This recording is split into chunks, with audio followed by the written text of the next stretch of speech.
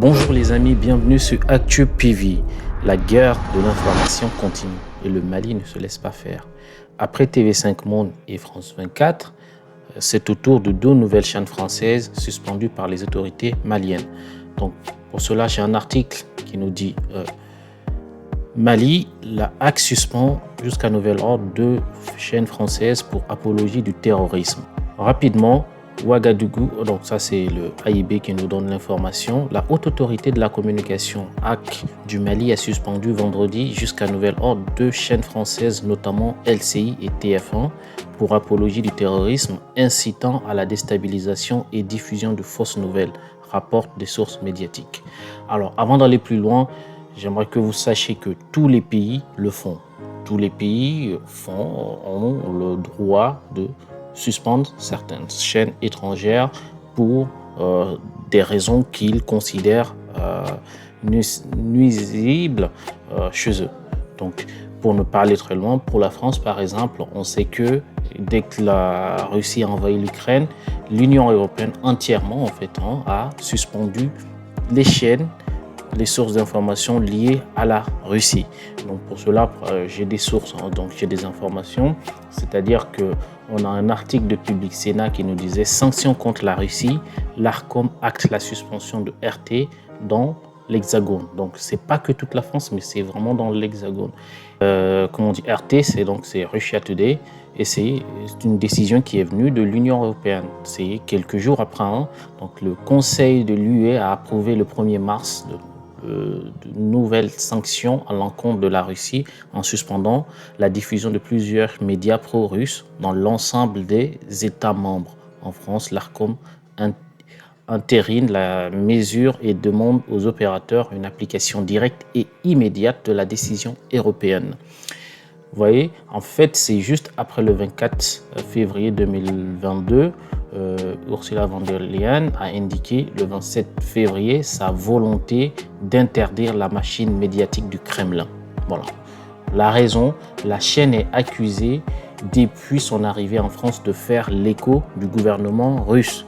Donc, c'est pas qu'ils donnent des fausses nouvelles, mais s'ils font l'écho du gouvernement russe, ce que font toutes les chaînes alliées à un gouvernement, donc LCI, TF1, j'imagine qu'ils font l'écho du gouvernement français dans les pays où ils sont.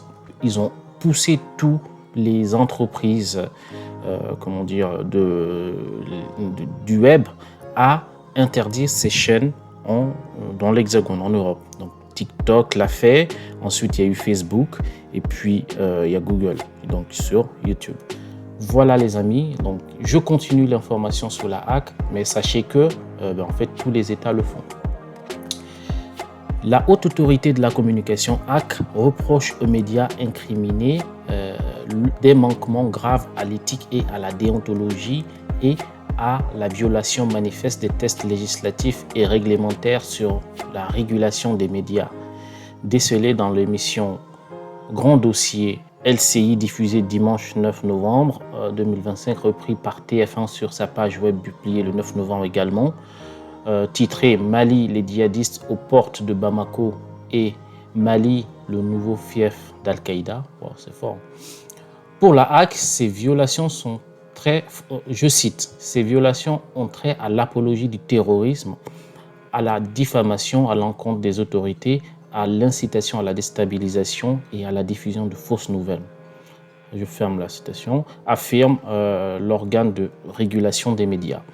Elle a rappelé dans sa décision que le journaliste dans sa mission de communication est tenu à respecter la vérité, quelles qu'en puissent être les conséquences pour lui, et ce, en fonction du droit public, et aussi que le public a droit de connaître la vérité. Je cite, « Le journaliste doit publier uniquement des informations vérifiées. Dans le cas contraire, les accompagner des réserves qui s'imposent. Il doit rectifier toute information publiée qui se révèle inexacte », a insisté le régulateur. Voilà, mais avant de finir cette vidéo, j'aimerais juste vous montrer comment cette information est traitée justement en France. Voilà comment, donc sur Figaro, on nous dit la haute autorité. Je vais lire le titre pour vraiment, c'est là vous saurez qu'en fait ces informations dépendent de quel public le lit. Et c'est pourquoi je pense que là, le Figaro parle au public français. Encore une fois, des affirmations non vérifiées. Le Mali suspend, le site jusqu'à nouvel ordre, les chaînes françaises LCI et TF1. Et ils nous disent, la haute autorité de la communication du Mali reproche aux deux chaînes des affirmations non vérifiées et des contre-vérités. Donc que c'est la haute autorité qui reproche aux deux chaînes et ils mettent ça. Donc c'est relatif au djihadisme selon une décision consultée vendredi par AFP. Les services de télévision TF1 sont retirés des bouquets à tous les distributeurs de services de radiodiffusion sonore ou télévisuelle au Mali jusqu'à nouvel ordre à compter de la date de signature de la présente décision de la HAC datée de jeudi. Le Mali, alors là on va nous parler toujours de la même chose, je ne vais pas vous lire, redirigé par des régimes militaires, blablabla.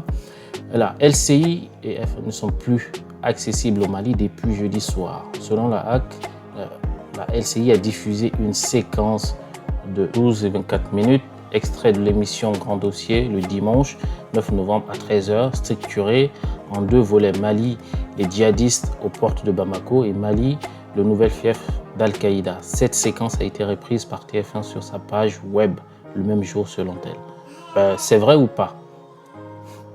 C'est vrai ou pas? On peut aller vérifier, mais j'ai pas le temps dans cette vidéo. Je vous ferai un live s'il faut pour ça. La séquence mise en cause présente un registre alarmiste qui prédit un effondrement imminent de l'État malien. Toute chose qui provoque la panique ou la défiance envers les institutions et nuise à la cohérence sociale, argue la HAC. LCI et TF1 ne sont plus accessibles au Mali depuis jeudi soir, a constaté un journaliste de l'AFP. Voilà les amis, je vais parler plus loin. Merci, dites-moi ce que vous en pensez. Merci de partager, de liker et de vous abonner. Et à très bientôt sur ActuTV. Ciao, ciao.